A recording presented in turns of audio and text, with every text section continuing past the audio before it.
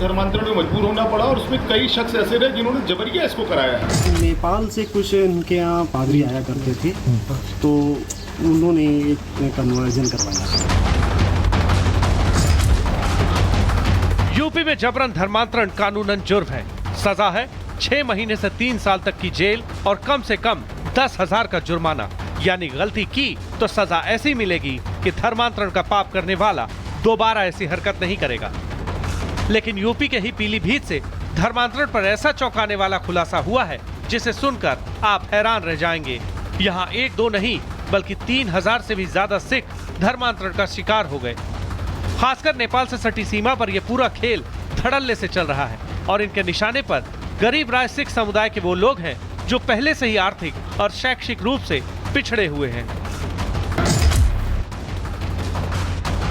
सबसे पहले तस्वीर बेल्हा गांव की, जहां गुरुद्वारा कमेटी के सचिव पीजी सिंह ने आरोप लगाते हुए बताया कि यहां के हजारों सिखों को बहला फुसलाकर उनका धर्म परिवर्तन कराया जा रहा है।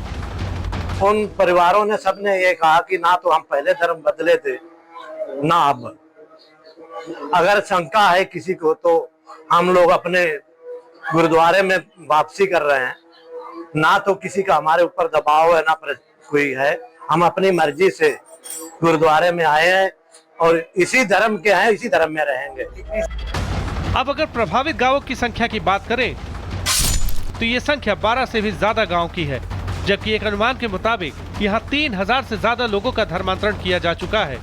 इलाके की कुल आबादी 22,000 से भी ज्यादा है। लोगों ने धर्मांतरण के खेल का एक और पहलू उजागर किया है। उन्होंने बताया कि झोपड़ी में रहने वाले गरीब परिवारों को स्वास्थ्य और आर्थिक सहायता का झांसा देकर उनका धर्मांतरण किया जा रहा है। मुख्यमंत्री जी ने इसका स्वयं संज्ञान लिया है। इस ज्वलंत मुद्दे पे उपरोक्त के संबंध में क्या समाधान निकाला जा सकता है और क्या आवश्यक कदम उठाए जा सकते हैं, इसके लिए मैं लखनऊ से यहाँ आया। मुझे जो संज्ञान में है, मुझे लगता है कि इंटरनेशनल एजेंसियाँ इस पे काम कर रही कहीं ना कहीं। नेपाल से भी सटे कुछ जिलों का लोगों का संज्ञान में है कि वहाँ से भी कुछ लोग पास्टर बन के आ रहे हैं। अब ये मामला कानूनी रूप ले चुका है।